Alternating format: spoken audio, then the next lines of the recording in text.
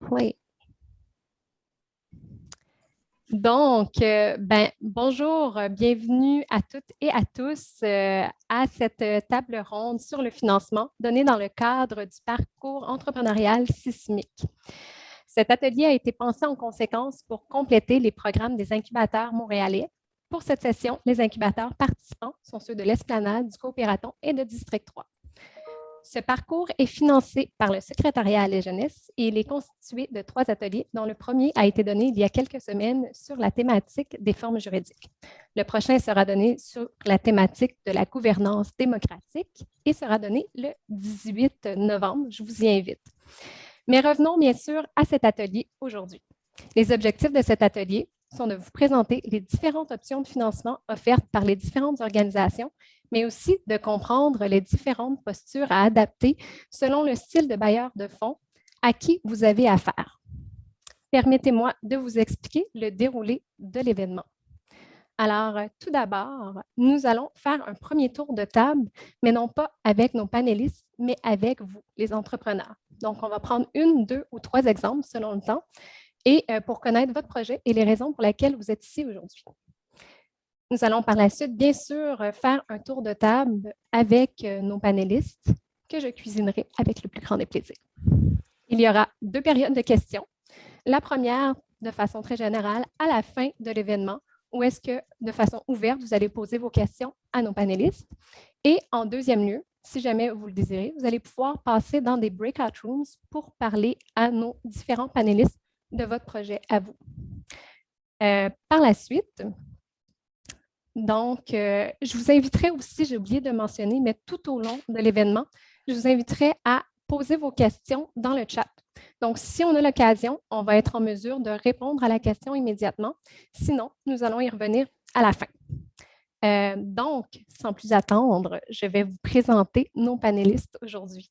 Alors, tout d'abord, commençons avec Elias Michelena, qui est analyste financier pour le Réseau d'investissement social du Québec. Donc, merci beaucoup, Elias, d'avoir accepté l'invitation.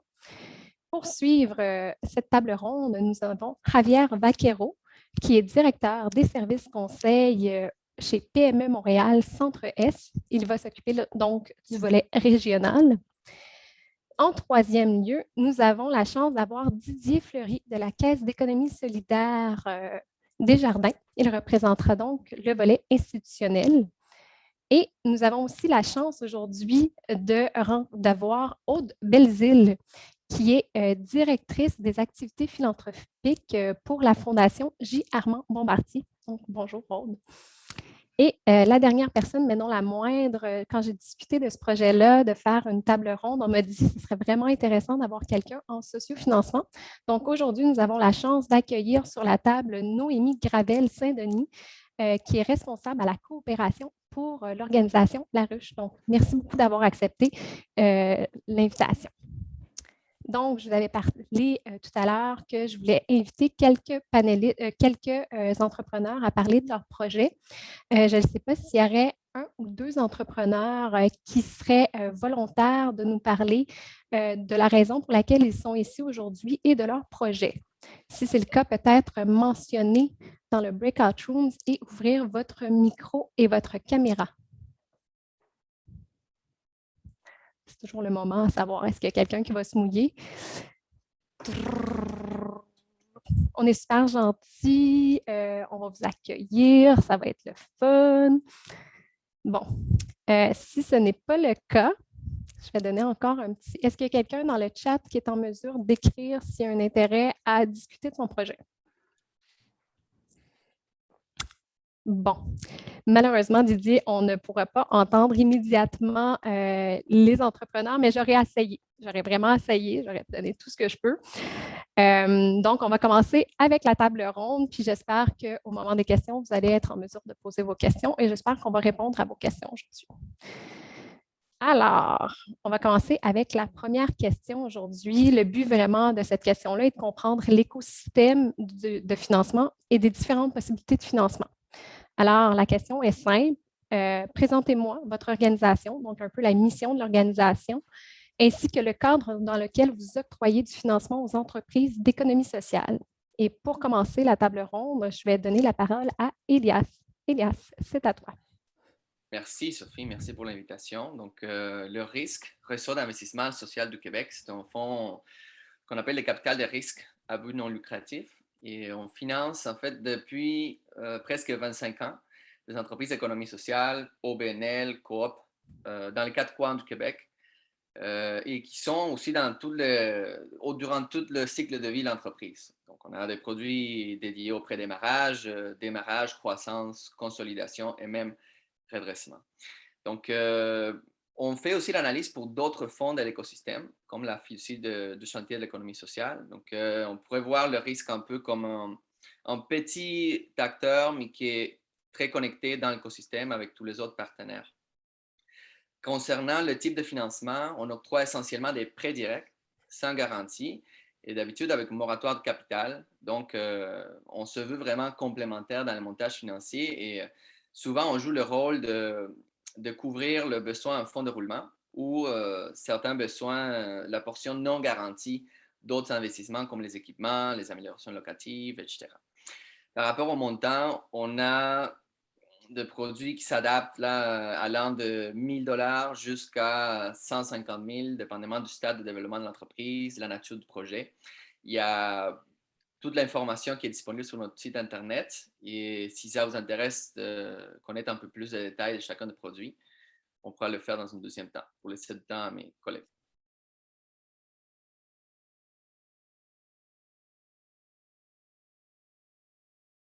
Je m'étais dit qu'en me mettant sur mute, ça allait sûrement arriver. Donc, et voilà, c'est arrivé. Petite question du point de vue du démarrage d'entreprise. Là, tu sais, je sais qu'il y a vraiment une très grande variété de financement, mais du point de vue de démarrage, euh, est-ce que les outils, est-ce qu'on a une meilleure brochette de- du montant auquel vous pouvez donner ou offrir? Donc, quand on parle de démarrage, souvent on parle de nouvelles entreprises et les nouvelles entreprises sont souvent dans un stade préalable, le pré-démarrage. Donc, il y a ce qu'on appelle le prêt d'aide technique pour la validation du modèle d'affaires, des hypothèses, des besoins du marché, etc. On a de 1 000 à 10 000 $ pour ce volet-là.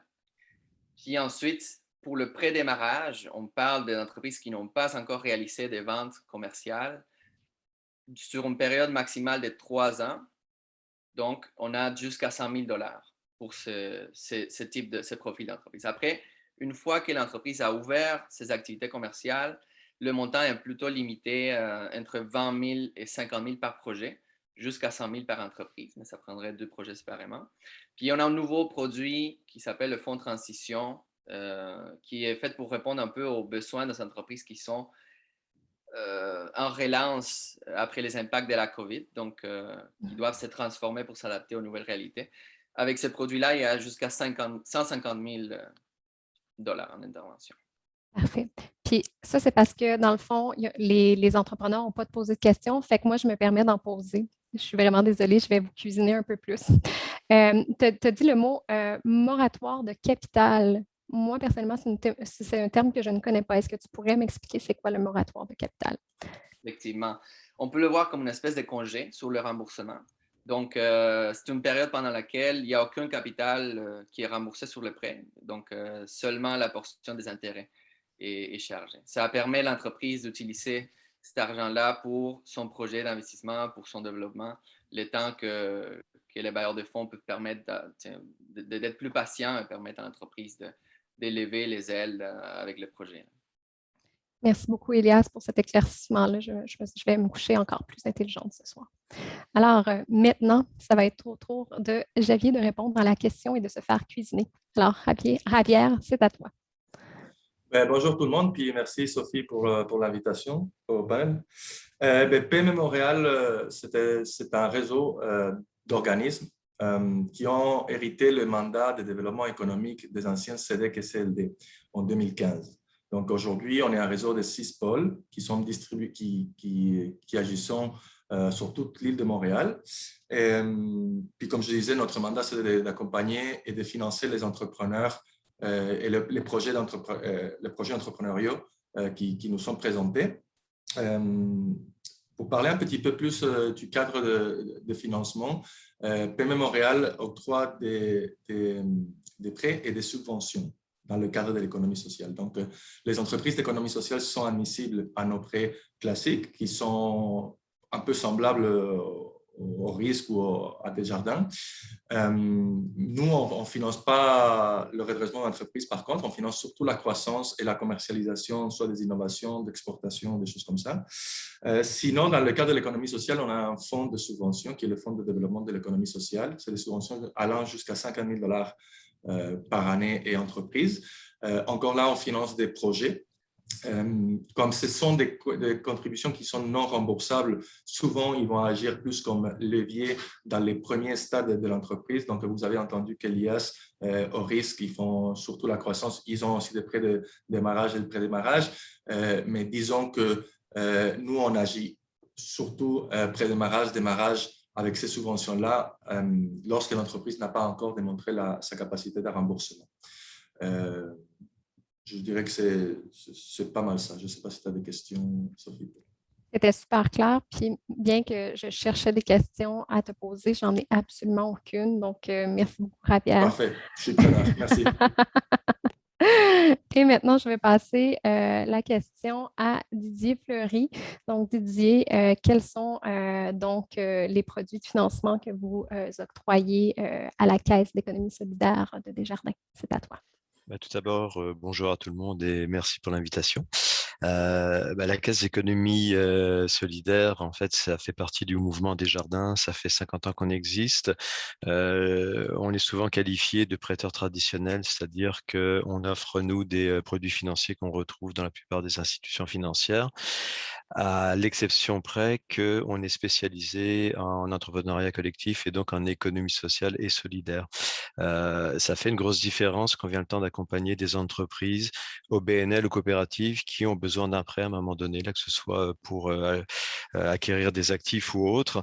On a une lecture de la situation, nous, qui est très spécialisée et souvent, on va être capable de trouver le financement là où d'autres institutions financières diraient non, parce que la mécanique de financement n'est pas la même. On travaille beaucoup avec nos collègues ici présents aujourd'hui et avec d'autres aussi. On dit beaucoup que c'est un écosystème de financement, mais c'est vrai. Nous, à la Caisse, on ne prend pas des dossiers tout seul. Ça peut arriver, mais ce n'est pas le but nécessairement. Et on aime bien travailler en collaboration avec le risque, avec PME, avec Inogec, avec la fiducie du chantier, parce qu'on occupe des places complémentaires dans un montage financier. Alors, je pense qu'on y reviendra plus en détail tout à l'heure, mais essentiellement, la portion prêt traditionnel, donc prêt avec crédit ou marge de crédit, mettons dans le cas d'un commerce, et évidemment tous les produits bancaires aussi qui vont avec, parce que une entreprise qui démarre va avoir besoin d'un compte d'entreprise à faire, d'une carte éventuellement. Donc, c'est sûr qu'on offre tous ces produits-là, mais en plus, c'est l'expertise de la réalité des entreprises d'économie sociale et même des OBNL, puisqu'on a chez nous des groupes communautaires qui ne sont pas en économie sociale, mais qu'on est capable d'accompagner quand vient le temps de les financer également. Donc, si je comprends, si on veut avoir accès à vos services, il faut avoir un compte à la Caisse d'économie solidaire, c'est bien ça? Oui, c'est la porte d'entrée en fait. On sert des membres, hein, comme dans toutes les caisses du mouvement Desjardins. Donc, nos membres sont spécialisés en économie sociale, la plupart. Et donc, c'est sûr que ça part de là, en fait, où on va d'abord ouvrir le compte, puis ensuite, on va accompagner puis voir les besoins. Mais souvent, les gens viennent nous voir pour se renseigner sur qu'est-ce que ça prend pour avoir un prêt. Et quand on leur explique ce que ça prend, souvent, ils vont rester chez nous parce que, bon, s'ils obtiennent le prêt, il va falloir qu'ils ouvrent le compte pour le déposer. Donc, c'est ça. Donc, c'est pas obligatoire d'avoir un compte avant de commencer à nous voir, mais c'est sûr que, bien évidemment, on fera pas de service conseil. Si quelqu'un a l'intention vague d'aller dans une banque quelque part, on n'est pas... Voilà. On reste sur notre propre terrain. M'amène à une deuxième question, et cette question-là va s'adresser à Javier. Tu pensais t'en sortir, mais finalement, j'ai une question. Si on veut faire affaire avec PME Montréal, comment ça fonctionne justement? Donc, il y a 6 différents pôles. Oui, Effectivement, la première chose, c'est qu'il faut apprendre que nous, on travaille par territoire, vraiment. Donc, la première chose, c'est s'adresser au pôle de PME Montréal de son territoire. Et pour ce faire, je vous recommande d'aller sur notre site web, pmemontreal.com. Vous verrez en haut à droite une barre « Trouver votre pôle ». Puis, ils vont vous demander d'insérer le code postal de la place d'affaires. Puis ça va vous rediriger vers le bon pôle de PME Montréal. Puis là, vous avez les coordonnées de tous les experts. Et puis, vous pouvez nous contacter par courriel ou par téléphone. Tout le monde est super gentil. Je ne savais pas pour la question du code postal, je vais l'utiliser ce matin. J'avais justement un entrepreneur à vous référer. Et donc, la prochaine personne à se faire poser la question, c'est Aude. Aude, est-ce que tu peux nous parler un peu plus de la Fondation chez Armand Bombardier, s'il te plaît? Oui, avec plaisir. Bonjour à tous et à toutes. Donc, la Fondation J. Armand Bombardier, c'est une fondation familiale privée qui existe depuis 1965. Donc, on est une fondation subventionnaire, on est actif dans 4 grands secteurs: l'éducation, la santé, le soutien aux communautés, ce qui va du répit personnes handicapées jusqu'à l'entrepreneuriat social, donc c'est large, puis aussi en agriculture. On offre uniquement des dons qui prennent différentes formes. Ça peut être de la campagne majeure lorsqu'on parle de très grandes institutions, des projets, mais dans la majorité des cas, du soutien à la mission, soit global ou un programme spécifique. La grande condition chez nous pour avoir un don, c'est d'être un organisme de bienfaisance enregistré, reconnu par l'Agence de revenus du Canada. Donc, des fois, là, on va vous dire il faut devoir être en mesure d'offrir des reçus de charité, même si nous, on n'en a pas besoin. Mais je dois dire que dans le passé, on a soutenu souvent des entreprises d'économie sociale, soit au BNL ou coop, là, qui étaient enregistrées comme au BE. Puis, ça arrive à l'occasion que des entreprises d'économie sociale ou des OBNL qui ne sont pas reconnues comme OBE vont être soutenues dans le cadre d'un projet plus collectif où différents groupes se mettent ensemble, puis il y a un organisme reconnu qui est fiduciaire. Puis là, à ce moment, on est en mesure de participer. Je sais qu'il y avait la question là, des montants. Évidemment, ça varie beaucoup en fonction du projet qui nous est présenté, de la taille de l'organisme, des habitudes de dons qu'on a dans un secteur, parce qu'on essaie d'être quand même équitable. Mais je vous dirais que si j'enlève la portion dons accordés dans des campagnes majeures, notre moyenne de dons est entre 25 et 30 000 $ par année. Donc, il y en a des plus petits, il y en a des un peu plus élevés. Donc, ça varie en fonction des projets. Merci. Et si les gens veulent contacter une fondation, je sais que les fondations n'ont pas tous le même fonctionnement. Pour votre part, chez la Fondation Armand Bombardier, comment on fait si on veut faire une demande? Je dirais la première étape pour chez nous puis pour beaucoup d'autres, c'est le site web, donc où il y a toute la démarche, premièrement pour voir les questions d'admissibilité, qu'est-ce qui nous intéresse, parce que dans chacun de ces secteurs-là, il y a des choses qui nous intéressent plus particulièrement. Puis après, si on a des questions, communiquez avec nous par courriel ou par téléphone pour qu'on puisse aller un petit peu plus en profondeur. Parfait, merci beaucoup. Et la dernière, mais non la moindre, Noémie, est-ce que tu peux nous parler un peu plus de la ruche? Ben oui, certainement. Merci beaucoup pour l'invitation aujourd'hui. Donc, La Ruche, en fait, est une entreprise d'économie sociale qui est spécialisée en... Oui, exactement.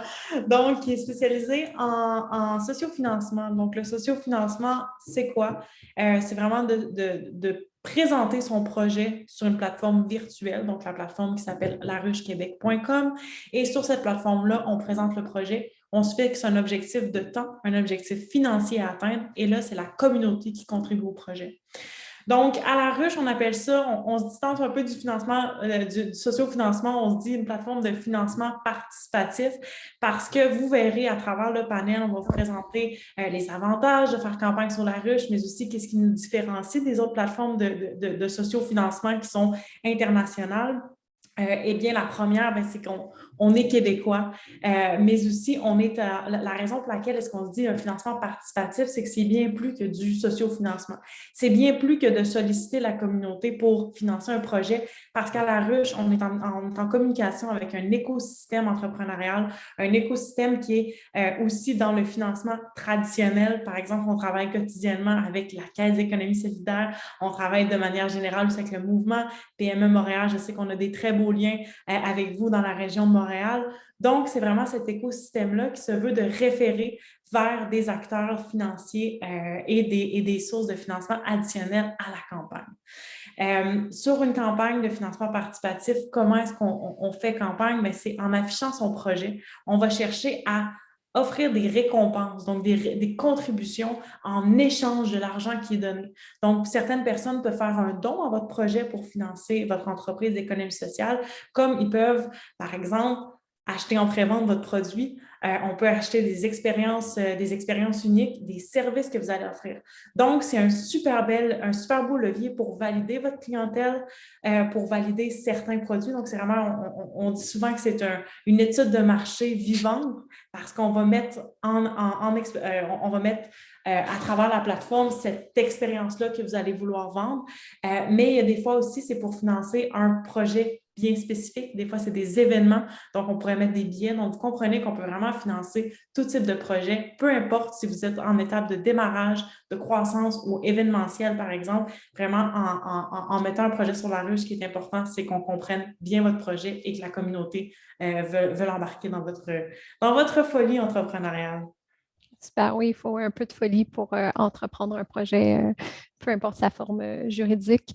D'ailleurs, en économie sociale, tu en as parlé, mais l'ancrage territorial est super important. Donc, de penser à une plateforme internationale pour un projet en économie sociale, ça fait plus ou moins de sens. Donc, ça fait du sens que ça soit La Ruche aujourd'hui avec nous. Donc, merci d'avoir accepté l'invitation. Tu as un peu tu as survolé un peu la deuxième question, mais vraiment, on en a tous un peu parlé, mais de cet écosystème-là financier en termes de financement. On m'a déjà expliqué, je ne me souviens plus c'est qui, je ne sais pas si c'est Aude, je croyais que c'est Javier, mais ce n'est pas Javier, mais qu'en termes de financement en économie sociale, c'était un peu comme une courte pointe. C'est-à-dire qu'il faut varier plusieurs types de financement afin d'être en mesure à la fois de collaborer. Le projet devient plus riche quand on a plusieurs collaborateurs, mais aussi être en mesure de bien financer son projet. Ce qui m'amène donc à la question de la collaboration. Donc, Noémie, comment vous collaborez avec les autres organisations dans l'écosystème? Oui, donc, premièrement, à La Ruche, on a un système quand même assez particulier qu'on a travaillé en collaboration avec Desjardins, justement, pour faire valoir les alliés d'accompagnement. Donc, déjà en partant, on sort un peu du côté financement, puis on va vraiment dans l'accompagnement du plan d'affaires, l'accompagnement de choisir si on est une coop ou un OBNL. On a des alliés sur le territoire qui permettent de le faire et on déploie dans plusieurs régions du Québec ce nouveau service-là de mise en relation-là. Donc, dans cet écosystème-là, premièrement, lorsqu'on a un promoteur qui vient vers nous et qui nous mentionne qu'il cherche de l'accompagnement, on peut facilement le rediriger vers les gens de l'écosystème comme un sismique de ce monde, donc les pôles d'économie sociale, les CDRQ, etc. De plus, on est aussi en communication avec les acteurs gouvernementaux. Donc, le gouvernement provincial, donc on a 2 fonds additionnels en financement additionnel avec eux. Donc, lorsque vous faites campagne sur La Ruche, vous pourriez être admissible si votre projet cadre soit dans Recyc Québec ou dans le secrétariat à la jeunesse, donc des projets qui touchent le développement durable, l'économie circulaire ou la jeunesse dans le cadre du Fonds Méléen. Ça pourrait être aussi intéressant de venir sur La Ruche parce qu'on a des programmes de financement additionnels. Donc, pour chaque dollar amassé sur La Ruche, vous pourriez recevoir une subvention additionnelle pour votre projet. Donc, j'attire l'attention à ceux qui nous écoutent de nous contacter si jamais ça touche votre réalité. Et de plus, on est en communication aussi dans chacune des régions avec les municipalités, les MRC et les organismes de financement traditionnels et on peut valoriser justement cet apport-là Donc, je prends un exemple très concret. Je suis une OBNL qui veut ouvrir mon épicerie zéro déchet, ou c'est souvent une coop, les épiceries zéro déchet, et je veux ouvrir ça. J'ai effectivement des acteurs du financement qui me soutiennent derrière moi, mais il manque un 20 000 donc, je vais aller chercher mon 20 000 auprès de la communauté pour confirmer ma clientèle tout de suite et pour faire la prévente de mes produits. Et en parallèle, on voit aussi que tous les acteurs financiers qui soutiennent ce projet-là, ça montre aussi qu'il y a une certaine crédibilité à ce projet-là parce que ce n'est pas juste avec 20 000 qu'on va ouvrir l'épicerie zéro déchet, mais peut-être avec beaucoup plus. Avec le soutien de la communauté, puis ça vient vraiment prouver que le projet est soutenu. Merci beaucoup, Noémie. Même moi, j'ai appris plein de choses. Donc, Aude, vous, de votre côté, je crois que vous collaborez vraiment beaucoup aussi avec, que ce soit les autres fondations ou tout l'écosystème. Comment ça fonctionne de votre côté? Je dirais qu'il y a différentes façons. Tu l'as mentionné, l'idée de la courte pointe, c'est très rare qu'on est seul sur un projet, mais des fois, la collaboration ou la complémentarité va être plus importante. Je pense notamment à certains projets où, bien qu'on soit, comme fondation, on ait pris notre décision chacune de notre côté, mais après, on va peut-être se mettre ensemble puis s'entendre à recevoir une reddition de compte qui est commune pour faciliter les choses pour les porteurs du projet. C'est arrivé à quelques reprises. Il y a aussi des projets où, en amont, les fondations travaillent ensemble pour s'adresser à une problématique. Je pense notamment au consortium COVID Québec qui avait été créé par 4 fondations. Nous, on s'est joints à eux pour certaines actions plus ciblées. Donc, ça arrive de plus en plus souvent, puis c'est vraiment intéressant. Mais je dirais que l'endroit où je trouve la collaboration la plus intéressante, c'est un peu comme Noémie au niveau de l'accompagnement, parce que, bon, je le disais, nous, on est limité en termes de financement à financer des OBE. Par contre, dans l'accompagnement, on a un programme de renforcement des capacités organisationnelles, puis là, on n'est pas limité à cette forme juridique-là. On va vraiment plus large avec le secteur pluriel, les OBNL, entreprises d'économie sociale, et même l'entreprise sociale à l'occasion. Donc, à ce moment-là, on collabore beaucoup avec les autres fondations, mais avec tous les acteurs de soutien qui ont des expertises et des perspectives qui sont différentes des nôtres. Donc, ça nous permet d'offrir des choses qui sont plus larges ou nous de participer, comme aujourd'hui, à des activités où notre perspective vient s'ajouter. Mais c'est juste aujourd'hui, le CESIM, PME Montréal, la Caisse d'économie, l'Esplanade qui est là, c'est tous des gens avec qui on a participé à des activités communes où on fait appel à nos savoirs respectifs pour, je pense, offrir des connaissances ou de l'accompagnement qui est plus complet, mais aussi nous, en tout cas de notre côté, ça nous permet d'avoir une lecture qui est beaucoup plus large des besoins sur le terrain pour, après ça, influencer nos façons de donner de façon plus pertinente et intéressante. Merci beaucoup, Aude, de ces détails-là. C'est très apprécié. Et maintenant, la question est à Javier. Donc, pour vous, comment vous collaborez avec l'ensemble de l'écosystème? Je dirais que ça se fait de manière assez naturelle. On se connaît, on participe à des événements ensemble, puis on connaît aussi le positionnement qu'on a tout au long dans l'écosystème. Donc, comme je mentionnais tantôt, nous, souvent, on va intervenir auprès des premiers démarrages et des démarrages. Et on va solliciter à ce moment-là soit le risque, soit la Caisse d'économie sociale ou autres partenaires financiers pour compléter le dossier en fonction des besoins du client. Donc, si on avait besoin de compléter par des mises de fonds pour aller chercher des dons ou un socio-financement, mais peu importe, notre préoccupation, c'est notre client, notre entreprise d'économie sociale. Et à ce moment-là, suite à notre analyse, on va tout simplement contacter puis mobiliser les partenaires de l'écosystème pour voir dans quelle mesure ils voudraient participer dans le financement du projet. Je vais poser une question qui tue. Cette question-là va aller à Didier, Elias et Javier. Si j'étais une entrepreneur et la première étape, qui je devrais aller voir entre PME, le risque ou la Caisse d'économie solidaire, ou sinon étape 1, étape 2, étape 3, est-ce que vous êtes capable de vous entendre? Moi, je vais me lancer dans la réponse. En fait, je pense que c'est pas important où vous frappez, dans la mesure où si par exemple vous venez chez nous puis qu'on voit que bon votre projet ça manque un peu d'accompagnement, c'est pas tout à fait prêt, à ce moment-là on va vous référer. On va dire bah, écoutez, essayez d'aller voir du côté de Ravière, du Risque ou de PME ou d'autres. Et j'ose imaginer que c'est la même chose pour mes collègues, c'est-à-dire qu'à partir du moment où il y a un besoin de partenaires financiers additionnels, ça va être référé vers nous et vers d'autres. Ce qui m'amène un peu à un point que vous avez mentionné, mais c'est justement, je crois que PME Montréal a aussi un volet où est-ce qu'il va vous accompagner justement dans les décisions un peu comme sur la forme juridique. Est-ce que je me trompe, Ravière, ou justement, si les gens ont besoin d'un peu plus d'accompagnement, PME Montréal peut être là? Oui, non, tu ne te trompes pas, absolument pas, Sophie. Je laisserai à mes collègues du risque de la caisse me corriger au besoin, mais nous, on offre aussi un accompagnement aux entrepreneurs qui peut être lié à la gouvernance, qui peut être lié à la forme juridique, qui peut être sur beaucoup d'aspects. Notre slogan, c'était accompagnement et financement. Donc, c'est sûr que quand vous êtes accompagné par PME Montréal, c'est en vue d'obtenir un financement. Donc, ce n'est pas un accompagnement at large, mais plutôt dans ce sens-là. Puis, effectivement, en fonction des besoins du projet, on connaît nos partenaires, puis on partage très, très souvent avec eux. Je dirais la plupart du temps, on partage des dossiers avec eux. Parfait, merci pour l'éclaircissement. Et Elias, est-ce que tu veux rebondir sur cette question qui tue ou on a fait le tour? Je pense que tout a été dit. Je dirais que c'est difficile à croire, mais juste pour clore le point, des fois, on passe plus de temps à échanger avec nos partenaires qu'avec nos propres collègues.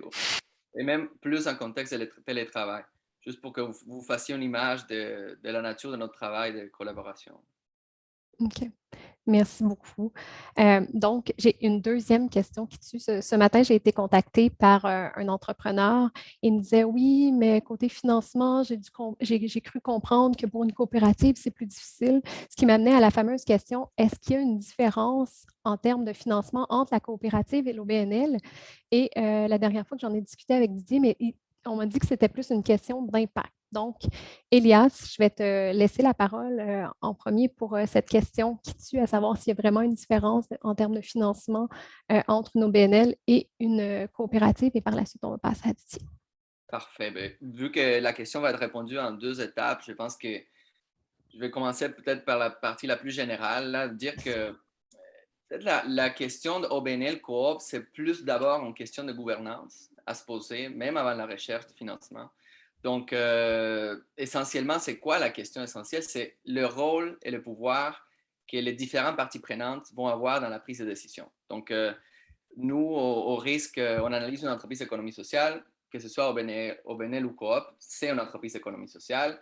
Comme le disait Noémie tantôt, des épiceries de zéro déchet, souvent c'est des Coop, mais ça se peut aussi que ce soit des OBNL, mais il y a plus de points en commun entre 2 épiceries zéro déchet, OBNL et un autre Coop, qu'entre 2 OBNL qui font des activités complètement différentes, comme je sais pas, le développement immobilier versus un centre d'action bénévole. Donc, ce n'est pas nécessairement une question de forme juridique. Ceci étant dit, ce qu'on cherche, c'est la cohérence. Donc, entre les modèles de gouvernance et les modèles d'affaires. Donc, si on a, par exemple, un porteur de projet qui regarde les clients comme des personnes qui achètent les biens, mais sans leur donner un pouvoir important dans la prise de décision, ce ne serait pas si cohérent si on crée un coop des consommateurs, parce que ce serait vraiment ça qu'on ferait avec la forme juridique. Donc, on cherche surtout la cohérence et il y a des outils intéressants comme la boussole entrepreneuriale mis en place par le réseau Coop que les entrepreneurs peuvent utiliser en ligne. Puis, en termes de financement, donc, je vais donc passer la balle à Didier qui pourrait peut-être expliquer, parce que certainement, il y aurait certaines différences entre OBNL et le Coop en ce qui concerne certains outils de financement spécifiques ou l'accès à certaines sources. Merci beaucoup, Elias. Merci Elias. En fait, est-ce qu'il y a des différences pour le financement entre l'OBNL et la coopérative? Oui, il y en a certaines, c'est pas un copier-coller. Exemple, la coopérative peut se financer via ses membres et les parts qu'elle va émettre, parce qu'elle a le droit d'émettre des parts sociales, des parts privilégiées, etc. Je n'entrerai pas dans la mécanique aujourd'hui, mais cette émission de parts-là n'est pas autorisée, entre guillemets, par l'autorité des marchés financiers pour les OBNL. Alors, c'est sûr que quand on creuse un petit peu la structure financière, on va trouver des différences sur l'imposition, sur le remboursement des taxes également. Bon, donc, on ne peut pas dire que c'est exactement la même chose. Par contre, au final, moi, ce que je dis souvent, c'est ne choisissez pas un modèle ou l'autre uniquement pour la question du financement, parce que les impacts du modèle OBNL versus le modèle coopératif ne sont pas les mêmes, pas juste pour le financement, mais surtout, puis tu l'as très bien dit, Elias, ça va toucher beaucoup la gouvernance et ça va toucher aussi les opérations, la façon de gérer. Encore une fois, je ne vais pas rentrer dans les détails aujourd'hui, mais un OBNL, vous avez un conseil d'administration, ce sont des bénévoles, ils ne sont pas payés pour être là. Et puis, c'est eux qui sont les administrateurs. Et vous avez après la section opérationnelle avec des employés, avec une direction générale, etc. Dans une coopérative, le modèle n'est pas tout à fait le même au niveau de la prise de décision, de la rémunération. Ça a un impact aussi. Alors, le choix en fait d'un modèle ou de l'autre ne doit pas se cantonner exclusivement pour des raisons de financement, parce que je pense qu'on ferait fausse route à ce moment-là. Et au final, que ce soit une coopérative ou un OBNL, est-ce que vous avez un projet qui tient la route? Est-ce que votre projet, d'un point de vue d'opération, d'un point de vue de gouvernance, d'un point de vue de mise en marché, de viabilité, c'est-à-dire vos revenus versus vos dépenses, est-ce que tout ça, ça tient la route? Que ce soit dans un modèle ou dans l'autre. Et c'est beaucoup ça qu'on va regarder d'un point de vue de structure financière. Beaucoup plus la solidité de ce que vous présentez que ce modèle-là, oui, là, c'est mieux d'être un OBNL, par exemple, qu'une coopérative, parce qu'on n'est pas dans ce registre-là du tout. Vraiment, ça me fait penser à la dernière table ronde qu'on a faite au CESIM qui était sur les formes juridiques. Et il y avait deux entrepreneurs qui ont changé de forme juridique au fil de la première, deuxième ou troisième année. C'est-à-dire que si on pense à Erwan Dufour de Mabeltar, il s'était préalablement incorporé comme entreprise et au fil de la première année, il s'est rendu compte justement que son entreprise réussirait mieux ou du moins, même dans ses valeurs, il s'identifiait beaucoup plus à une OBNL. Il y a aussi la coopérative COS qui est passée d'une coopérative de travail à une coopérative sans but lucratif. Donc, vraiment, de se poser les questions en amont, je crois que c'est ce que vous recherchez, puis vous voulez vraiment un projet solide, ce qui m'amène à la quatrième question. Qu'est-ce que vous regardez comme analyste financier? Donc, tu as ouvert un peu la porte à dire, mais bien sûr, le projet doit être solide, mais plus spécifiquement, quelles sont les bonnes pratiques? C'est quoi un bon dossier pour vous? Quelle est la bonne posture à prendre quand on vient vous voir? Donc, je vais tous vous donner un bon 2 minutes pour répondre. On a du temps. Donc, Javier, la question est à toi. Oui, merci pour la question. Nous, ce qu'on recherche dans un projet, c'est qu'en premier lieu, que ça réponde à un besoin de la collectivité pour la plupart, parce qu'on est en économie sociale, puis que ce soit géré aussi par une collectivité derrière. Donc, on a parlé des différences entre les formes juridiques, mais dans tous les cas, on parle de l'entrepreneuriat collectif. Donc, réponse à un besoin, gestion collective, et ensuite, que le projet soit viable, parce que notre mandat, effectivement, c'est un mandat de développement économique. Donc, un projet viable, donc, on regarde aussi l'expérience, le parcours et les compétences du groupe promoteur, parce qu'on traite avec des groupes. On regarde la faisabilité du projet, on regarde le marché dans lequel ils sont. Évidemment, s'il y a des prévisions financières qui sont cohérentes avec ce qu'on a dit. Souvent, on aide nos promoteurs justement avec la partie de prévision financière, ce que je n'ai pas mentionné tantôt. Qu'est-ce qu'on regarde également? On regarde l'impact, mais nous, on ne parle pas en termes d'impact, qui est un terme assez nouveau dans l'écosystème. Nous, on parle en termes de retombées. Donc, on regarde la création d'emplois ou le caractère structurant d'un projet, comme ça peut être une épicerie solidaire ou il y a beaucoup d'initiatives en économie sociale qui ont un caractère structurant, c'est-à-dire qu'ils améliorent la qualité de vie des citoyens. Tous ces éléments là sont analysés, puis ils font partie d'un ensemble. Donc, il y aura des aspects qui vont être plus forts dans le cadre d'un dossier ou moins forts. Nous, il n'y a pas un projet qui est plus important que l'autre. On regarde vraiment l'ensemble, la pertinence. On regarde aussi le secteur d'activité. Donc, on a des axes qu'on préfère financer. Ce n'est pas parce que vous n'êtes pas dans cet axe-là qu'on ne va pas vous financer, mais c'est sûr que tout ce qui concerne transition écologique ou santé communautaire ou encore bioalimentaire, on a certaines prédilections pour ces projets. Donc, c'est un ensemble de critères. Donc, je dirais que le mieux pour les connaître en profondeur, c'est de venir nous voir puis en discuter.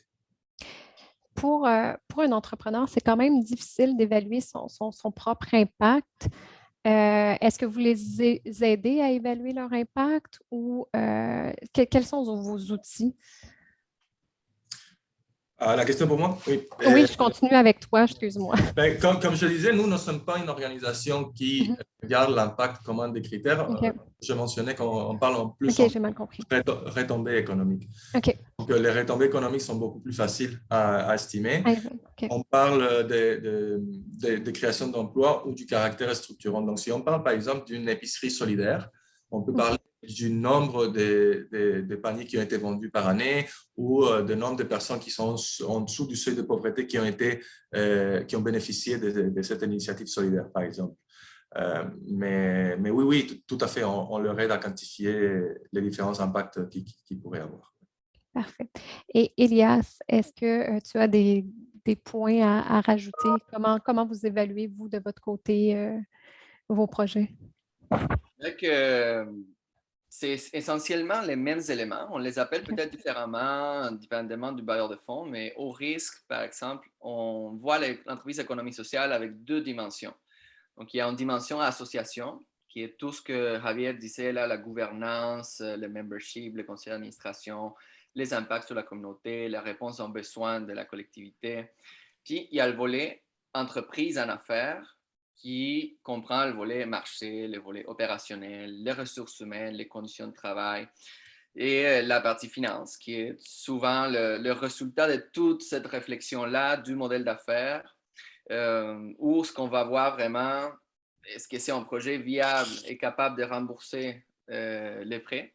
Donc, c'est essentiellement le point de vue d'un bailleur de fonds qui octroie des prêts.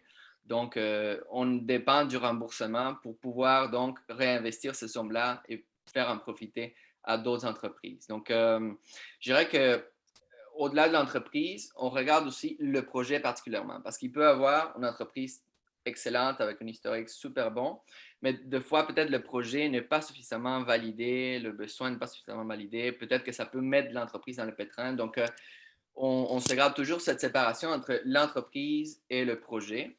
Et en regardant le projet, on regarde toujours aussi le montage financier. Donc, il doit avoir un équilibre entre les différentes sources avec tous les autres partenaires. Donc, que ce soit la Ruche, PME Montréal, la Caisse et tous les autres, ça prend un équilibre de financement participatif, de prêts traditionnels, de prêts sans garantie. Donc, c'est pourquoi on parle d'écosystème de financement, parce que dans un seul projet, on voit la courte pointe, comme on dit. Oui, la courte pointe. Vraiment l'espèce de couverture où est-ce qu'on coupe plein de petits carrés. Petite question, côté posture. Donc, est-ce que vous regardez quelque chose de spécifique dans l'équipe? Toujours à Elias. Oui. Okay.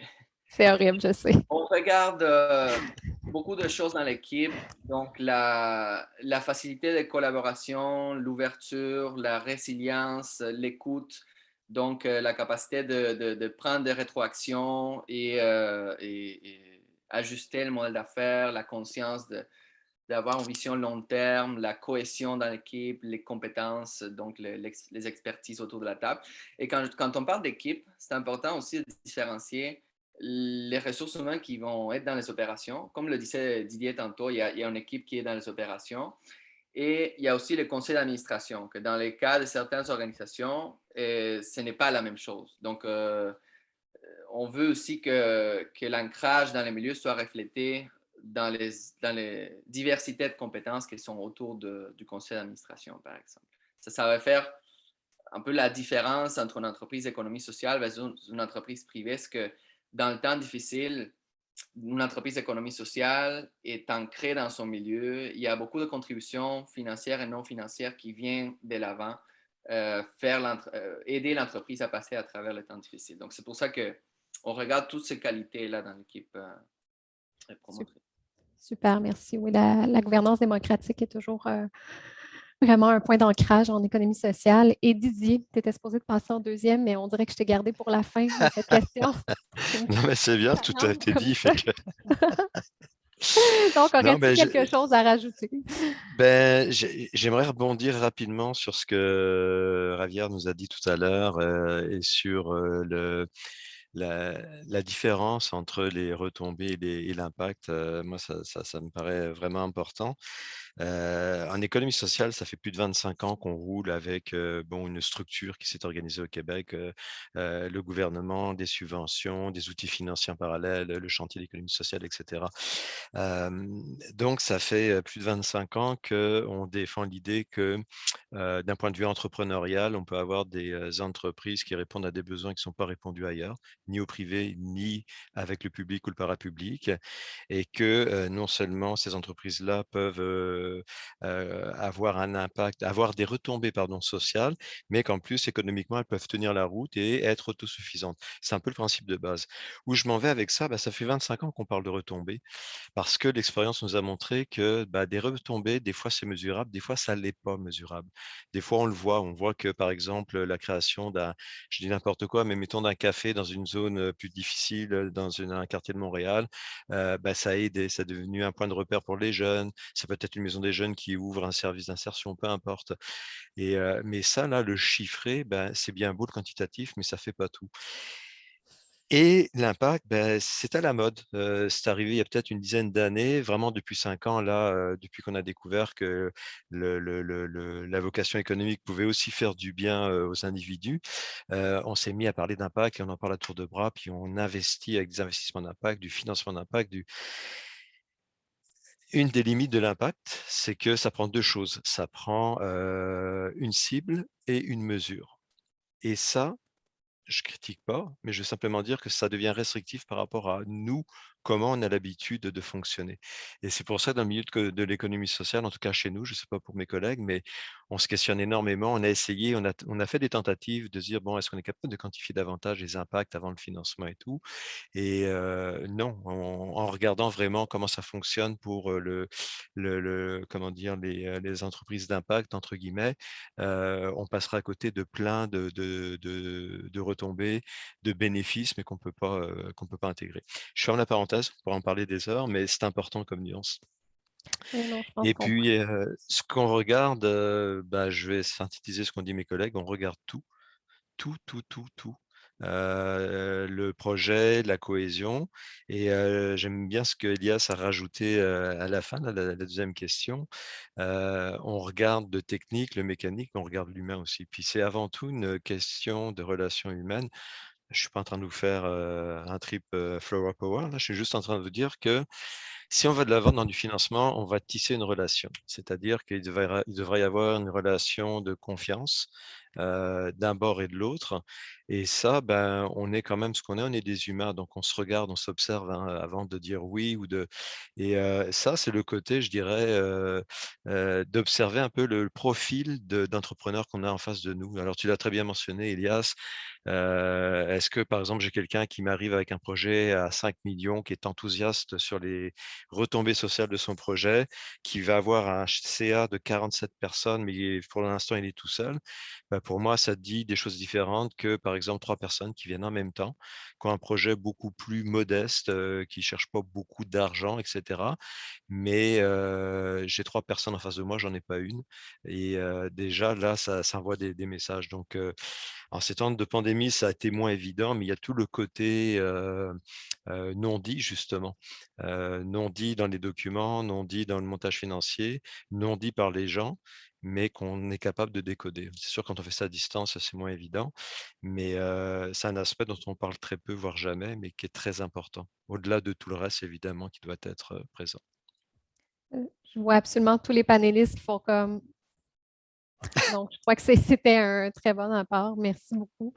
De votre côté, c'est sûr que de votre côté, Aude, c'est différent. Je crois que vous n'avez pas nécessairement une position d'analyste financier ici, ou peut-être, vous allez répondre à la question, mais qu'est-ce que vous regardez en termes de projets philanthropiques et quelles sont les meilleures pratiques ou quelle est la meilleure posture quand on vient vous voir? Je dirais, évidemment, on regarde l'élément financier d'un projet parce que c'est important dans la viabilité, que ce soit pour la mission ou pour un projet ou un programme. Mais je dirais que notre expertise est beaucoup moins pointue que nos collègues là, qui sont au niveau du financement, par exemple, à la Caisse, à PME Montréal, puis au risque. Donc, on regarde la saine gestion, que ce soit la gestion humaine, la gouvernance, puis l'analyse financière. On regarde aussi, évidemment, la corrélation avec nos intérêts philanthropiques.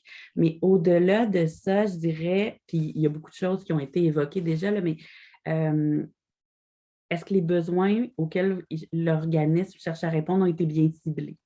Est-ce que l'offre de services qui est offerte répond à ces besoins-là? De plus en plus, c'est quoi la représentativité de la communauté qu'on cherche à toucher au sein de notre organisation, tant au niveau de l'équipe, de la gouvernance? Est-ce qu'on parle pour une communauté ou est-ce que cette communauté-là fait partie intégrante de l'organisation? Ça, c'est des choses importantes. Toutes les questions d'ancrage, c'est Elias, je crois qu'il mentionnait tantôt, lorsqu'un organisme, un OBNL, une entreprise d'économie sociale a de la difficulté et qu'elle est bien ancrée, il y a une résilience de par le tissu social et tous les partenaires qui, si on croit que cet organisme-là joue un rôle clé dans l'écosystème, on ne va pas le laisser tomber. Donc, ça, c'est important. On va noter aussi c'est quoi les éléments différenciateurs parce que, bon, on reçoit environ 800 demandes par année. Il y a plein de super belles demandes. Mais qu'est-ce qui fait que le meilleur partenaire pour nous, c'est A plutôt que B? Donc, ça va être intéressant. Puis là, les éléments intangibles que vous avez évoqués sont super importants. La posture, la façon dont on se présente, la personnalité de l'organisme, son dynamisme, sa capacité de remettre en question le statu quo. C'est un mot qui est très galvaudé ces jours-ci, mais l'agilité de l'équipe face à des situations, c'est des choses qui font une différence. Le pragmatisme de la demande, évidemment, ça fait aussi partie des choses qu'on va regarder parce que ça nous en dit beaucoup sur les devoirs qui ont été faits par l'organisation avant de déposer une demande. Je dirais les bonnes pratiques, bien, faire ses devoirs, hein, aller voir à qui on donne, comment on donne, qu'est-ce qu'on cherche à donner, suivre le processus parce que ça facilite les choses, mais aussi bien mettre de l'avant les possibilités de transfert de vos apprentissages parce que c'est quelque chose qui nous intéresse vraiment beaucoup. Comme les collègues l'ont mentionné, nous aussi, on parle de retombées davantage que d'impact, mais on s'est rendu compte qu'avec le temps, auprès de certaines fondations, là, il y a un shift en ce moment à c'est difficile de mesurer l'impact. Donc, notons les retombées autant qualitatives que quantitatives, puis parlons d'apprentissage aussi. Qu'est-ce qu'on a appris? Comment ça peut être transféré? Parce que c'est toujours intéressant pour nous d'apprendre puis de cheminer avec une organisation puis de savoir qu'il y a des retombées qu'on peut partager avec d'autres qui peuvent aider d'autres partenaires avec qui on travaille à aller plus loin ou à dénouer certains nœuds dans leur propre cheminement. Donc ça, c'est quelque chose qui fait de bonnes différences dans notre choix là, d'aller de l'avant avec un projet ou pas. Quand on parle, je vais poser la question, quand on parle de retombées versus d'impact, impact, c'est calculé un peu en amont, puis les retombées, donc c'est vraiment les retombées du projet. Donc, il faut avoir pris un peu le risque comme bailleur de fonds pour voir les retombées. Est-ce que je me trompe?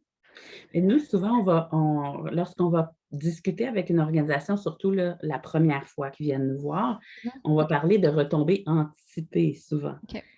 Dépendant d'où ils sont rendus dans le processus.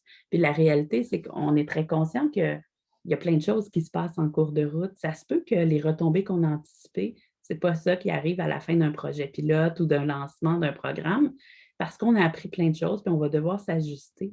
Ça ne veut pas dire que c'est totalement négatif, que les retombées anticipées ne soient pas celles qu'on jaugeait au début, mais au départ, ça nous permet de nous faire une différence. Puis quand il y a aussi des retombées que les personnes attendaient, hein, les heureuses surprises, ça arrive souvent dans les projets aussi. Donc, ce qui est important, c'est qu'est-ce qu'on a appris, qu'est-ce qu'on a tiré comme leçon, puis comment on s'ajuste. Super, merci beaucoup. Et dernière à cette question, mais non la moindre, Noémie, pour votre part, quelles sont les meilleures pratiques? Je pense que pour vous, c'est quand même un gros morceau parce que je pense que ça retombe beaucoup sur les épaules de l'équipe. Donc, quelles sont les meilleures pratiques? Quelles sont les meilleures postures? Comment faire un projet avec vous? Génial. Ben, à la différence de tous les autres experts et expertes autour de la table, à la ruche, c'est rare qu'un projet est refusé. Donc, tout type de projet peut faire campagne sur la ruche. On parle dans quelques exceptions près, là, si on pense à un caractère sexuel dangereux, etc., bien entendu, il y a certaines conditions, mais normalement, c'est très difficile à être refusé sur la ruche. Parce qu'effectivement, le travail repose sur les épaules du promoteur et de la promotrice, donc de l'entrepreneur. Un élément qui est quand même très important pour nous, c'est est-ce que vous allez être en mesure de livrer ce que vous avez promis à la communauté. Donc, à travers votre parcours avec l'équipe de la ruche, parce que nous, on vous accompagne. On a des directeurs régionaux sur le terrain qui mettent en relation votre projet avec des acteurs du milieu et on a des spécialistes de projet qui, eux, s'occupent vraiment à accompagner votre projet de l'idée vers la campagne de financement.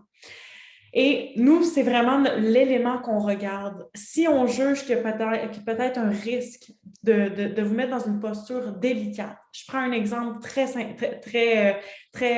structuré, puis on va rester avec les épiceries parce que j'ai aimé ça. Tout le monde a suivi l'exemple des épiceries à travers les échanges, mais j'ai une épicerie à ouvrir et il me manque 20 000 $ pour l'ouvrir. Si je n'atteins pas ce 20 000 $-là, je ne peux pas ouvrir mon épicerie.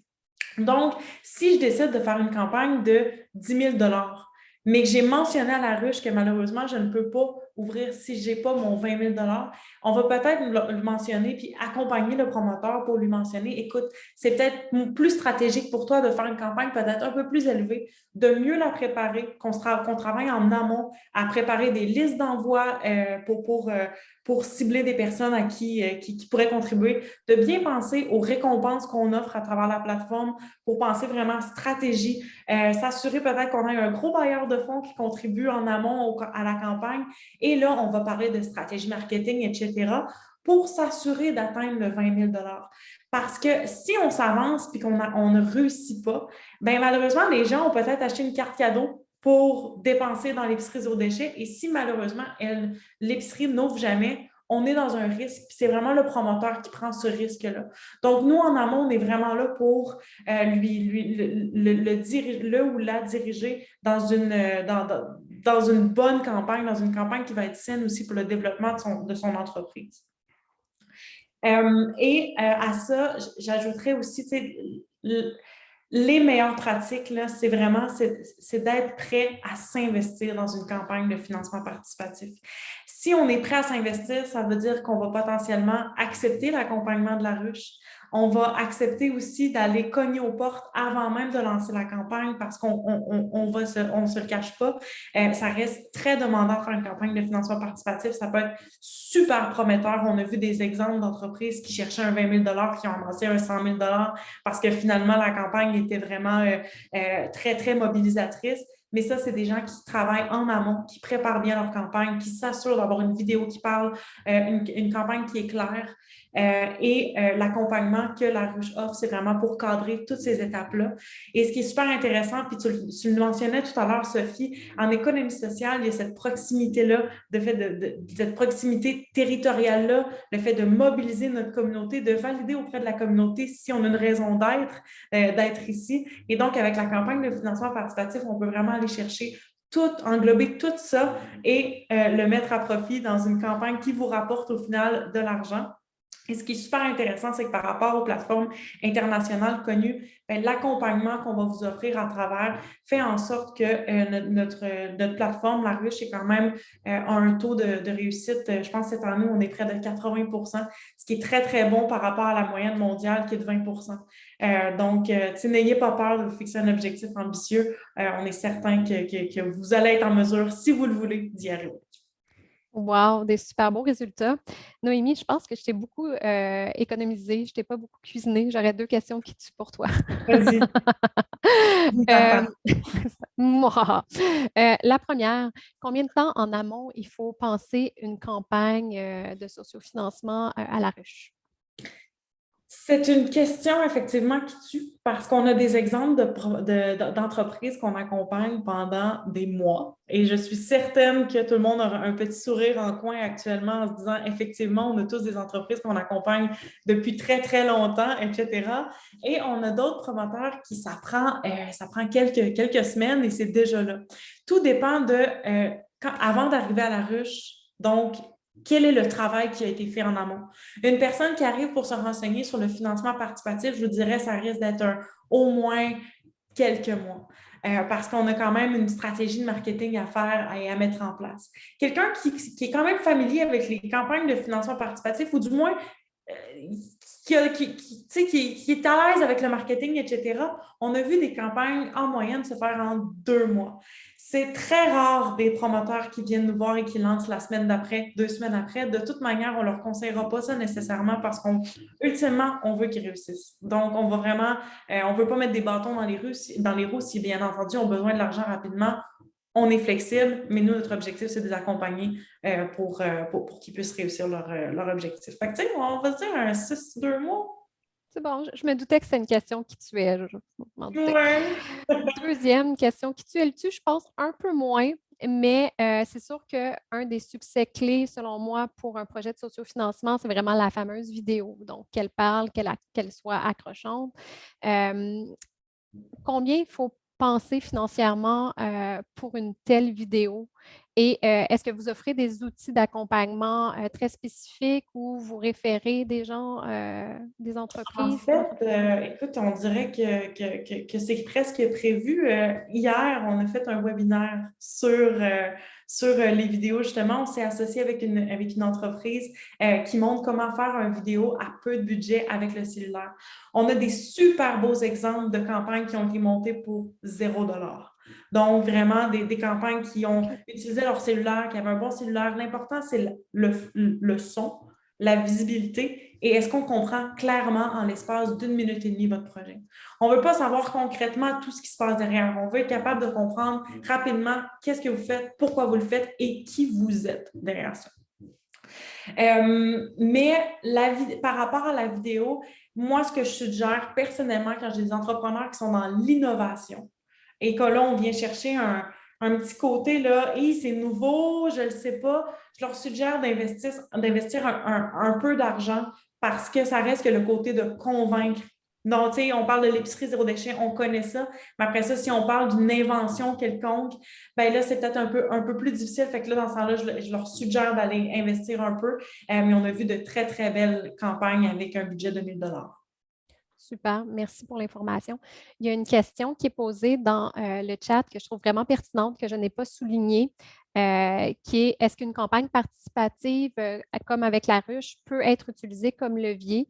Puis là, j'ai Didier qui a immédiatement renchéri et je dirais même que ce n'est pas seulement une campagne participative qui peut être utilisée comme levier, mais bien d'aller chercher du financement auprès d'une fondation parce que quand on a une organisation qui nous appuie, ça vient vraiment démontrer que soit que la collectivité qui sont derrière ou soit que d'autres organisations ont prouvé ou ont approuvé le fait que le projet avait son sens.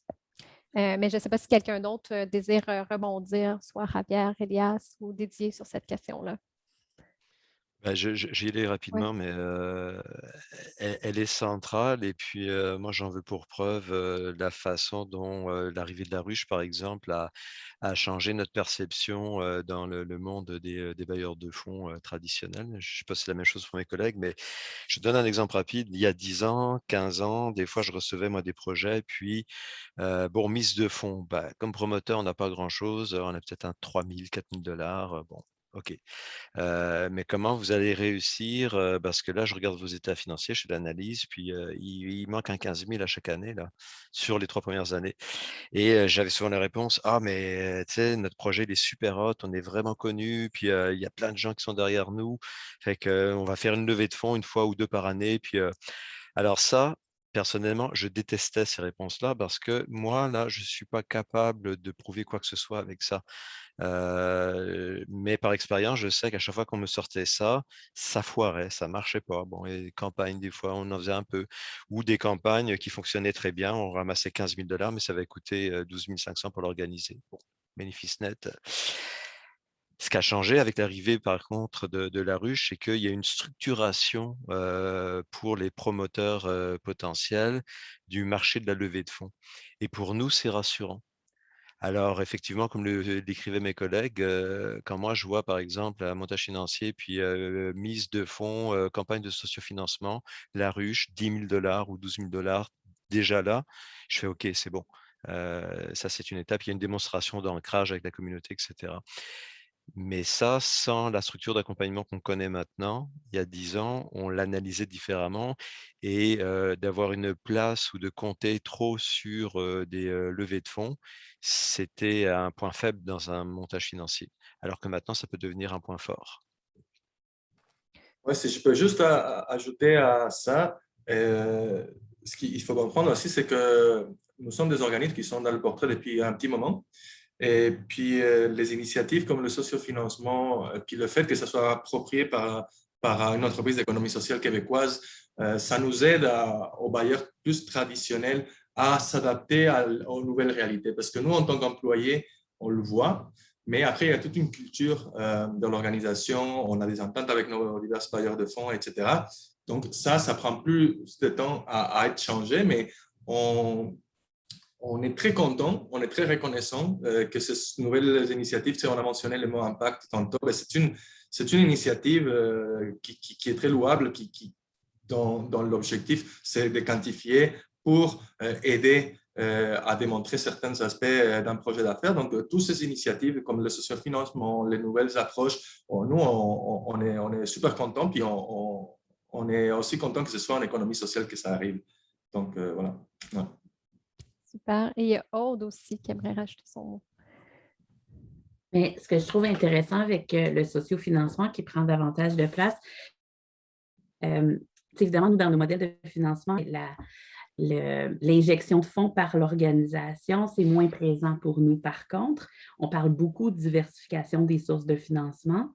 Puis, ce n'est pas toujours évident pour les organisations de savoir où commencer, ou des fois, on va dire, OK, il y a des gens qui vous appuient, puis des fois, on manque de data sur c'est qui ces gens-là qui nous appuient, c'est qui a déjà fait un geste de soutien à notre organisation.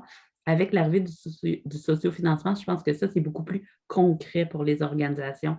Les gens ont accepté de soutenir un projet qui était super embryonnaire, mais peut-être qu'après, ils vont être prêts à revenir de façon plus officielle sur soutenir une campagne plus traditionnelle ou encore soutenir un programme ou même devenir bénévole au sein de nos activités. C'est une très belle porte d'entrée pour intéresser des nouvelles personnes à notre organisation. Super, merci. Je crois que ça va super bien répondre. Et Amélie, est-ce que je crois que ça répond bien à ta question? Donc, je ne peux pas... Oui, parfait. Maintenant, je vous ai posé quelques questions qui tuent, mais je vais y aller avec une question bonbon, une question facile. Je voulais que justement les entrepreneurs ici présents s'identifient à vos coups de cœur, possiblement, et répètent les bons coups. Donc, pouvez-vous me donner un exemple d'un projet ou d'un entrepreneur qui vous ont marqué? Pouvez-vous me dire c'est quoi qui vous a marqué à ce jour? Donc, Aude, c'est une question bonbon. À toi. Je vais rester dans la thématique alimentaire. Je ne parlerai pas d'une épicerie, mais je vais parler de la tablée des chefs. la tablée des chefs et son directeur, Jean-François Archambault, sont venus nous voir pour la première fois en 2010. Puis à ce moment-là, lorsqu'ils nous ont approchés, c'était vraiment pour du financement complémentaire à la portion en économie sociale de leur mission, c'est-à-dire le service de courtage alimentaire. Puis, ils nous ont dit, bon, il nous manque un peu de financement pour terminer le pilote. Ça va prendre 2 ans, puis on va arriver à l'autosuffisance. Est-ce que vous êtes prêts à embarquer? Puis, on a dit oui, c'était innovant. Ça répondait à plein de choses de notre côté.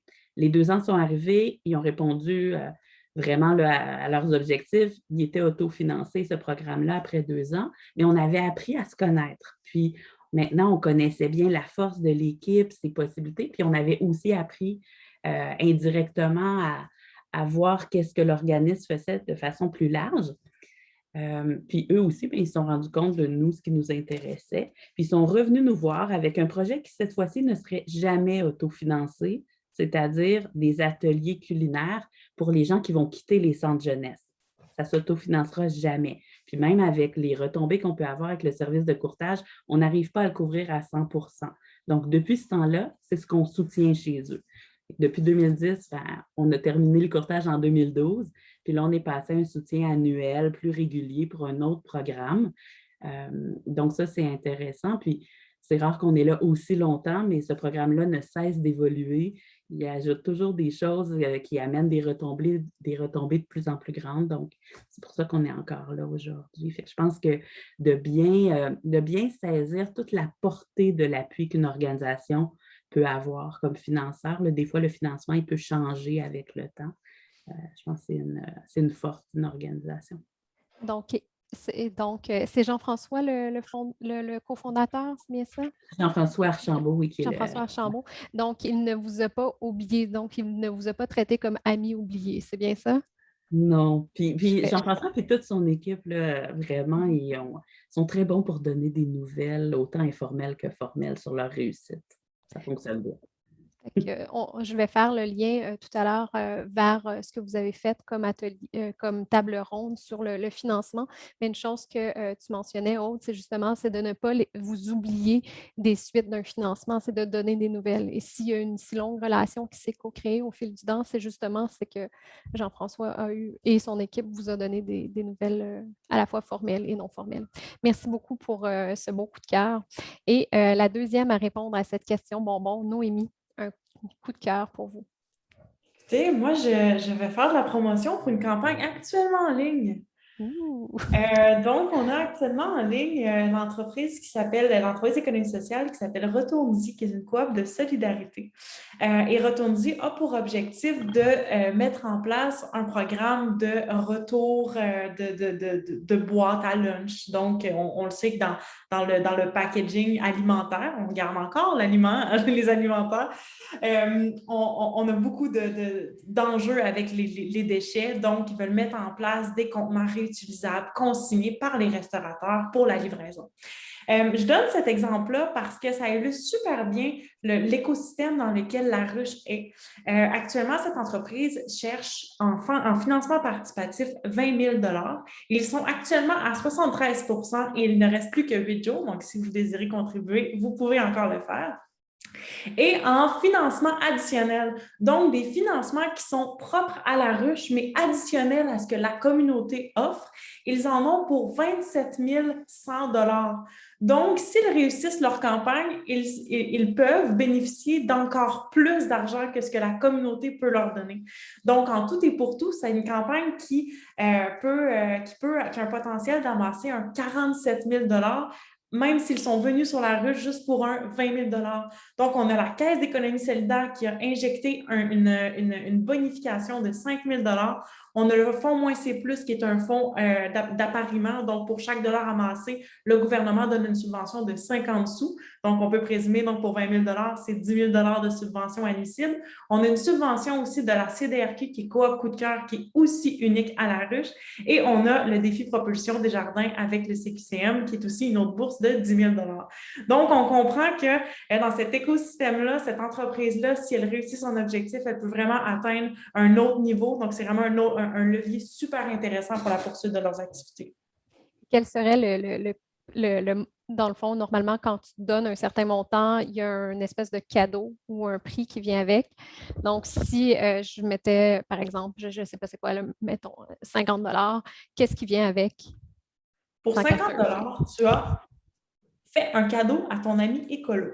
Donc, ça, en fait, c'est des contreparties qui ont été mises en place de 30 à 1500 quand même. On a des packaging, donc des packaging consommateurs, on a des packaging corporatifs pour les commerces. Donc, eux vont prévendre les abonnements, mais aussi vont travailler avec les commerces avec qui ils travaillent pour ce projet-là pour mettre des contreparties. Donc, ils ont reçu des contributions partenaires, des commandites de certains partenaires pour le mettre de l'avant. Et donc, on a la chance soit de gagner un panier, d'avoir une expérience culinaire, de découvrir Montréal à travers les cuisines. Donc, c'est super intéressant. C'est vraiment créatif. C'est ça qui est le fun des campagnes, c'est qu'on va chercher un côté créatif, offrir une expérience hors du commun pour pouvoir financer un projet. Super, merci Noémie. Donc, allons tous sur la ruche. Javier, quel est ton coup de cœur? C'était une question très difficile. Moi, ça fait 2 ans que je suis que je suis chez PME Montréal. Et puis, on a parlé beaucoup de travail en équipe, de travail en collaboration avec les autres acteurs de l'écosystème, etc. Donc, j'imagine que mes collègues vont mentionner des exemples dans ce sens-là. Moi, ce que je peux parler, c'est d'un dossier que j'ai eu l'été passé en culture. Donc, moi, ce n'était pas du tout mon champ d'expertise, mais on se rappelle, l'été passé, la COVID, le domaine de la culture était vraiment pas jovial.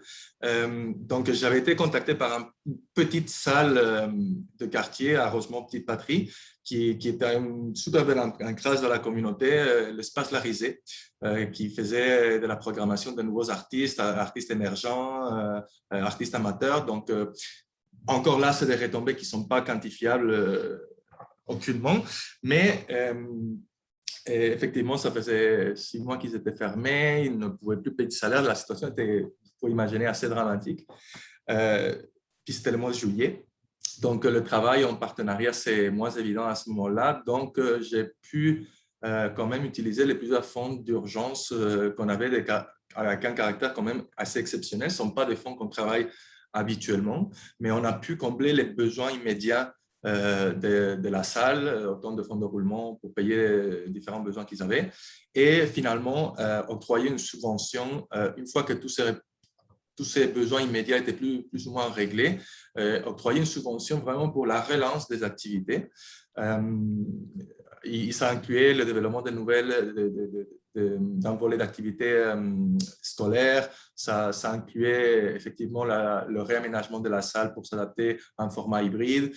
Ça incluait plusieurs acquisitions. Puis, on a réussi ce financement aussi. Puis, c'est une entreprise que j'ai à cœur parce qu'ils ont vraiment réussi leur relance. Là, la programmation a été relancée. Ils rouvrent, ils ont prévu des nouveaux spectacles dès le mois de janvier. La salle est utilisée pour des AGA d'organismes, pour d'autres entreprises d'économie sociale comme Côté Cour, Côté Jardin. C'est que pour moi, c'était vraiment une situation assez complexe, assez urgente, on pourrait dire que les outils que j'avais en ce moment se sont adaptés vraiment aux besoins de l'entreprise, puis on a réussi à sauver une belle entreprise d'économie sociale dans le secteur culturel. Donc, voilà. Super, merci beaucoup. Et maintenant, j'espère que pour toi, c'est une question bonbon, mais on dirait que pour Javier, c'était une question qui tue. Didier, quel est ton coup de cœur? Moi, ça tue beaucoup parce que ça fait plusieurs années, puis il y en a beaucoup, il y en a énormément. J'en ai retenu 2. Je ne pouvais pas aller en dessous de ça. Un projet montréalais qui s'appelle La Transformerie, qui existe depuis à peu près 3-4 ans avec Guillaume et toute son équipe. Eux, ils ont eu l'idée de ramasser des légumes pas beaux qui traînent dans les supermarchés et qu'on jette, et puis ils les transforment, ils en font des confitures ou autres avec les fruits, etc. Et ils les recommercialisent. Bon, l'idée était simple, mais en même temps, elle était géniale parce que ça évite le gaspillage. Et puis, moi, ce que j'ai beaucoup aimé, c'est la fameuse relation dont on parlait tout à l'heure. Il y avait 2 qualités essentielles chez les promoteurs, pas juste Guillaume, mais toute son équipe aussi. C'était la persévérance et le sens de l'écoute. impact. Et ça, là, quand on a ces deux qualités-là, comme promoteur, on peut aller très, très loin. Le deuxième projet s'appelle Sourire solidaire. Il est à Laval, celui-là, mais c'est un OBNL qui essaye de se constituer depuis 4 ans ou 5 ans. Faisons une histoire courte, c'est une dentiste qui a tous les diplômes, etc. Donc, aurait très bien pu s'installer son bureau privé et faire comme tous ses collègues, donc faire offrir ses services et faire payer, puis travailler dur et bien vivre parce que la rémunération est quand même pas si mauvaise. Mais non, elle a décidé que elle allait offrir des services à moitié prix pour une population qui n'avait pas accès aux services de dentiste, parce qu'il y en a, et notamment des enfants qui sont pas toujours pris en charge pour des soins qui sont bon, que les dentistes de façon générale n'ont pas le goût de donner nécessairement. Bref, ça fait 4 ans qu'ils sont là-dedans, ça évolue. Mais moi, je veux simplement saluer à cet effet-là la décision de quelqu'un qui pourrait prendre le chemin facile ou le chemin sans encombre et qui décide non, je vais me faire moins payer, ça va être plus long, je vais mettre un CR en place, bref, qui choisit vraiment le chemin le moins facile, mais parce qu'il y a une cause en arrière. Et voilà, ça c'est touchant. Ce qui est beau en économie sociale, c'est que c'est généralement des gens qui sont unis pour une même cause, puis qui désirent vraiment trouver des solutions aux problèmes de notre communauté. Moi, c'est personnellement ce qui me passionne en économie sociale. Puis vous avez vraiment un beau poste de venir soutenir ces projets-là, puis dans les conversations du samedi soir avec un verre de Chianti. Je fais un clin d'œil. Je note. Fait que non, vous pouvez dire, ah oui, tu sais, j'ai soutenu ce projet-là, donc c'est super intéressant. Merci beaucoup, Didier, 2 beaux projets. Et le dernier, mais non le moindre pour la question, Elias, qui va être sûrement une question qui tue parce que je crois que ça fait plusieurs années que tu Exactement. fais ça. C'est jamais facile de demander au corps de parler. Vous Donc, n'allez plus jamais vouloir venir me voir. elle disait très bien, il y a beaucoup de beaux projets. C'est ça, en économie sociale, on est chanceux de voir passer beaucoup de beaux projets. D'ailleurs, une chance que je me suis fait une liste parce que j'avais mis aussi Sourire solidaire parmi mes coups de cœur. Mais aujourd'hui, je vais parler plus d'un projet à Montréal, au BNL, qui s'appelle Utile, qui s'attaque à un fléau là, de nos jours qui est très d'actualité, c'est le logement abordable. Le logement abordable dans un contexte de pandémie et des marchés immobiliers super déséquilibrés. Et je l'ai retenu parce que c'est un symbole de comment l'économie sociale peut aller loin dans l'économie dans l'ensemble, dans le système économique dans l'ensemble. Donc, les ambitions, si on fait bien les choses, puis on prend le souci de bien faire les choses, de persévérer, comme Didier disait, on peut arriver à faire vraiment des grandes choses au niveau de l'écosystème. Donc, ils ont développé un modèle de logement étudiant pour tout le Québec. C'était un projet porté par un groupe de finissantes, urbanistes, architectes qui ont été inquiets par ce besoin. Puis, ils ont d'ailleurs contribué à documenter le besoin. Donc, ils ont développé un outil de sondage sur le campus qu'ils font à tous les 3 ans. Et donc, maintenant, ils sont devenus même la référence dans statistiques pour ce secteur-là et dans cet enjeu. Puis, non seulement ça, ils ont mobilisé la communauté étudiante et universitaire autour du projet et qui a été impliquée de multiples façons, comme financièrement même de façon importante. Ils ont formé une gouvernance ouverte, représentative dans toutes les parties prenantes. Puis, ils ont même contribué à faire avancer l'écosystème de financement parce que en faisant de la pression et avec des nouvelles idées qui marchent, ils ont fait évoluer en fait la création de notamment 2 nouveaux outils financiers adaptés à ce type de projet. Donc, je dirais que pas tous les projets doivent être comme l'utile, mais il y a plusieurs autres qu'on peut mentionner, que ce soit au BNL, Coop. Il y a le bâtiment 7 aussi au sud-ouest de Montréal, bâtiment multiservice géré par la communauté et pour la communauté. Alt Coop, la première coop d'ingénieurs. L'ARPAN, qui est plutôt un OBNL de services professionnels d'urbanisme, aménagement de territoire. Et ce qu'ils ont en commun, un peu tous ces projets à succès qui ont conquis nos cœurs, là, c'est qu'ils sont portés collectivement, avec une vision à long terme. Et ils ont bien compris le besoin, ils ont mobilisé la communauté autour et ils ont toujours eu le souci de bâtir un modèle d'affaires durable. Donc, c'est un peu des éléments à succès que je vois un peu quand je pensais à coup de cœur, là, ils partageaient pas mal ces éléments. Ah, ben, c'est plein de beaux coups de cœur. Décidément, il y a beaucoup de possibilités en économie sociale et beaucoup de beaux exemples à Montréal, d'ailleurs, qui est un des endroits au monde où il y a le plus d'économie sociale au monde. Donc, la petite plug, c'est fait. Là, au début, on était genre vraiment, on manquait, donc on était beaucoup dans notre temps. Là, je vois qu'on s'en vient quand même assez juste.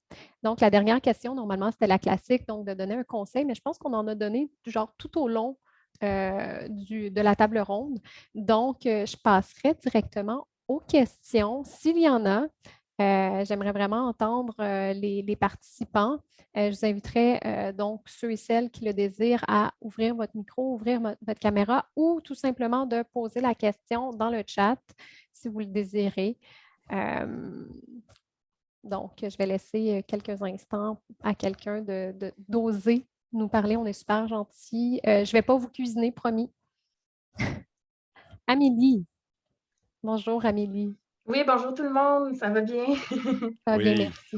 Je vous remercie pour la présentation. J'étais un petit peu gênée au début de parler et de présenter le projet, mais je me sens vraiment privilégiée de pouvoir assister à la présentation. Je n'ai pas de questions additionnelles, là, je les ai posées dans le chat, mais je tenais à me présenter et à vous dire un grand merci pour ça. Je ne sais pas si on a le temps, je peux aussi présenter mon projet là, comme je ne l'avais pas fait au début, donc c'est à vous là, de voir. Oui, ben vas-y. Je pense que pour l'instant, personne d'autre ose ose poser des questions. Donc, vas-y, on t'écoute, Amélie.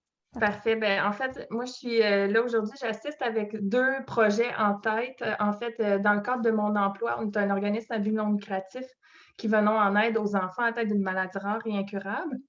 Et actuellement, on a une mission. On dessert les enfants et les familles avec des soins à domicile, mais notre grand projet ultime, c'est de créer un centre de séjour en nature. Donc, avec une vocation d'économie sociale, une structure, là, comme j'ai dit, on est déjà un OBNL, on est déjà un organisme enregistré. Donc, en ce sens-là, il y a beaucoup de choses qui sont faites, mais on est dans l'établissement du plan d'affaires.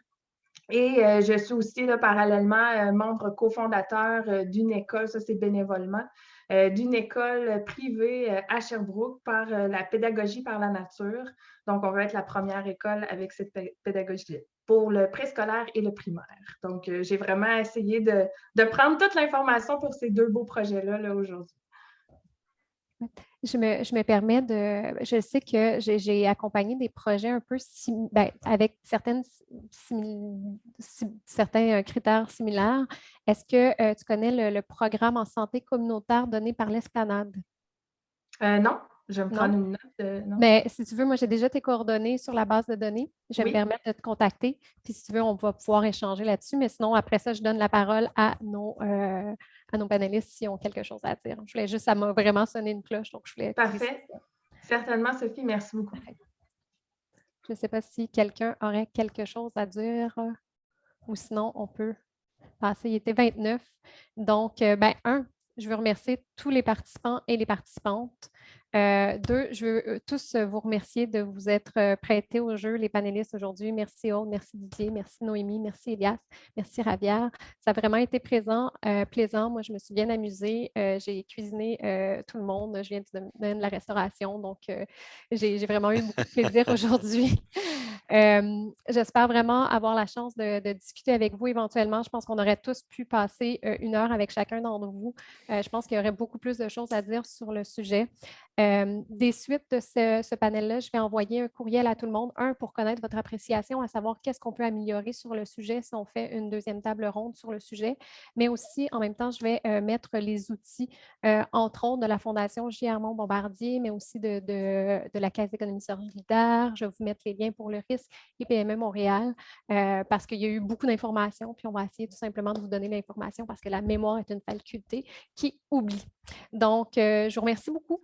Je vous souhaite de passer vraiment une belle fin de journée, puis au plaisir de vous revoir le 18 novembre pour la table ronde sur la gouvernance démocratique. Donc, voilà. Merci. Merci. Au revoir. Merci beaucoup, au plaisir. Je ne sais pas si Dans le fond, tout s'est bien passé? Ça Sophie, s'est bien passé, Aude? Super bien. Je vais t'envoyer aussi le lien. Je n'ai pas pensé à le mentionner, c'est quand Amélie a parlé, j'ai fait ça. On a des bourses en entrepreneuriat féminin, puis les entreprises d'économie sociale au BNL peuvent très bien participer, puis c'est dans les 5 premières années. Fait que souvent, des gens qui font partie des parcours. Je vais t'envoyer le lien vers la page.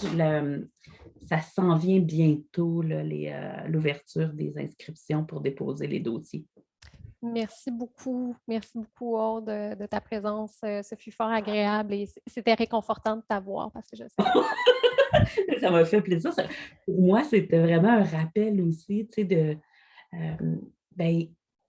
où on peut référer les gens. On a plein de questions sur le financement plus liées à l'entrepreneuriat social. Puis pour nous, c'est un petit peu moins présent. Là, fait que ça permettait de dire, OK, pour ça, je les envoie plus vers la caisse, vers le risque, vers le... Oui, mais tu n'étais pas la seule. Il y avait d'autres mondes de l'écosystème. Ce n'était pas juste des entrepreneurs aujourd'hui parce que notre écosystème au CESIM, ce n'est pas des entrepreneurs. Fait que quand on le publiait, nous, dans notre réseau, je me suis aperçue que c'était beaucoup des gens de l'écosystème, ce qui n'est pas mauvais. Ce qui n'est pas mauvais de faire un rappel simplement sur une heure de lunch. Oui, totalement. Ouais. Ouais. Bon, ben merci beaucoup. Je te laisse aller manger. Bye. Bye bye.